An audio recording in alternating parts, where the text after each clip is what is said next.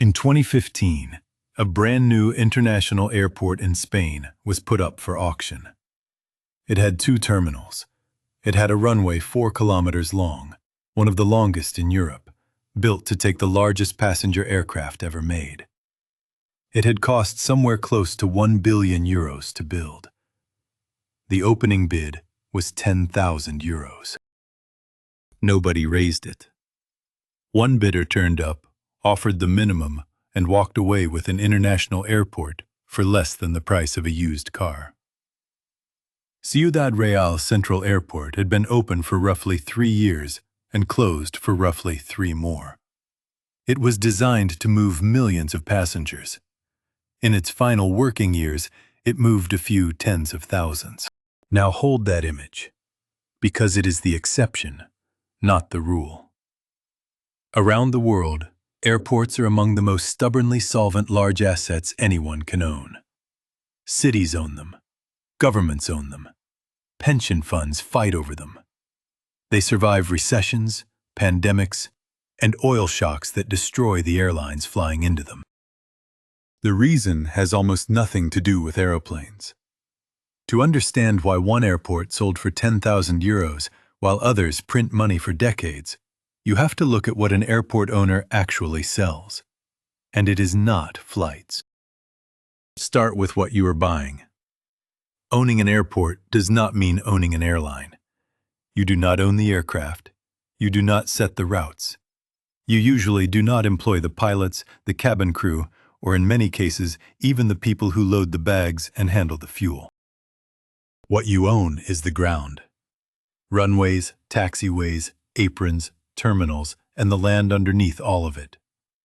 And with that ground comes something more valuable than any building on it: the legal right to charge everybody who needs to use it.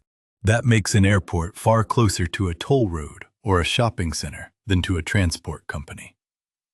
You are a landlord with a very specific kind of tenant and a very captive kind of visitor.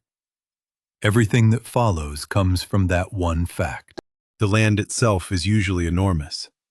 A single major hub can sit on several thousand hectares, more land than the central business district of the city it serves. Much of it will never see an aircraft. Holding that much land near a city is itself a position most investors would take on its own. Then the bill arrives, and it arrives every single day, whether aircraft land or not. A major international airport is not really a building. It is a small city that never closes, and it has to be run like one. It has its own fire service, not a nearby one, its own. Under United States rules, the first fire vehicle has to be able to reach the midpoint of the furthest runway within 3 minutes of the alarm. That means dedicated stations, dedicated crews, specialist vehicles, standing by every hour of every day for an emergency that will almost certainly never come. It has its own security operation, its own medical response, its own power distribution, and in many cases, its own water treatment. It generates and consumes electricity on the scale of a town. The lighting alone, on runways, taxiways, and approach pads, is a permanent industrial load. In colder regions, add snow. A large northern airport can spend tens of millions of dollars in a single season purely on keeping surfaces usable, with fleets of plows and sweepers that exist for a few months of work a year and sit idle for the rest. And the surfaces themselves wear out. A runway takes the repeated impact of aircraft weighing hundreds of tons, and periodically it has to be stripped and rebuilt. That is a project measured in tens of millions, and it usually has to happen at night, in short windows, without closing the airport. Building anything new is worse. A new runway at a constrained major airport is a project in the billions. Terminal programs at the largest hubs have run past $10 billion. Berlin's new airport opened around 9 years late, at roughly 3 times its original budget. Denver opened over budget by about $2 billion in 1995 money. So the cost side is brutal, permanent, and largely fixed. Which raises the obvious question. Against all of that, who is actually paying? The first answer is the airlines.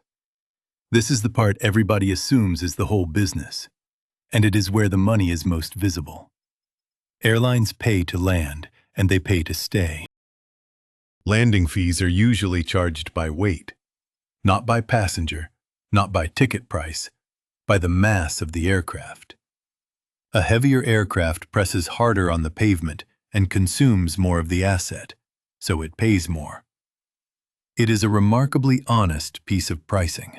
On top of that, airlines rent space, check-in desks, gates, offices, baggage areas, maintenance facilities.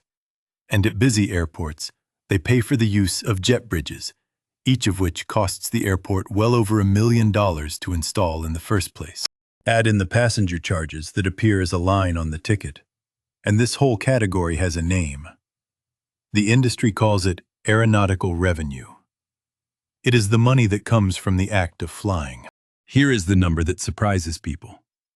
At most large airports, all of that together covers only around half of the revenue, sometimes less. The core activity of the airport, aircraft landing and taking off, does not by itself pay for the airport. There is a second reason aeronautical income cannot simply be raised. In the United States, the passenger facility charge, the fee an airport can add per passenger for capital projects, has been capped at $4.50 since the year 2000. Construction costs have not stood still since the year 2000. So if flying does not pay for the airport, something else does. And it is sitting outside the terminal, in plain sight, where almost nobody thinks to look. It is the car park. At many airports, parking is the single largest source of non-flying revenue, and it is the most profitable line on the entire balance sheet. The asset is a slab of concrete. It does not need a crew, a schedule, or fuel. It simply charges for time. And the customer has no alternative. Someone catching a 6 in the morning flight with luggage will pay whatever the airport asks. That is a very unusual pricing position, and airports have understood it for decades. Next to it sit the shops and the restaurants.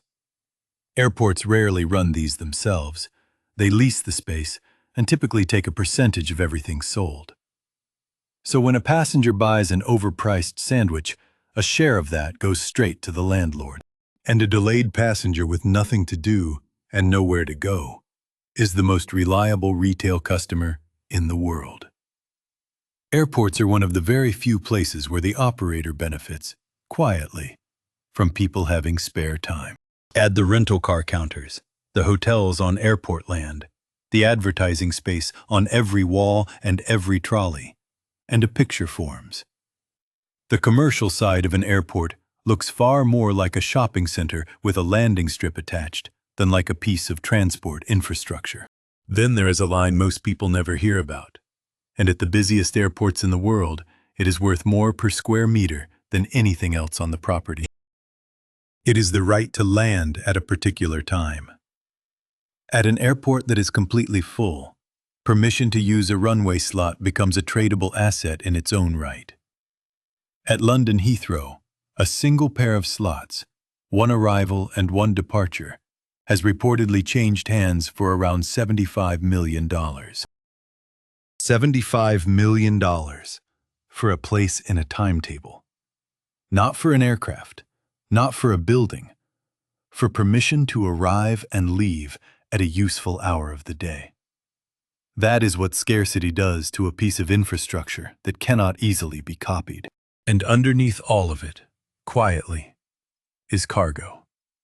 Some airports make their living almost entirely from freight that no passenger ever sees, running hardest through the night, when the terminals are dark. So we have land, tolls, retail, parking, scarcity, and freight. On paper, this looks like an extremely good business. Which brings us back to a runway in Spain, with weeds growing through it. Ciudad Real had everything on that list. Modern terminals, A runway long enough for the largest aircraft flying. Land, capacity. It had all of the infrastructure, and none of the thing that makes infrastructure valuable. It had no airline that wanted to be there. And here is the uncomfortable truth at the center of the whole business. Every revenue line we have described, the landing fees, the parking, the sandwiches, the slots, depends on passengers walking through the door. And the airport does not decide whether they come. Airlines decide that.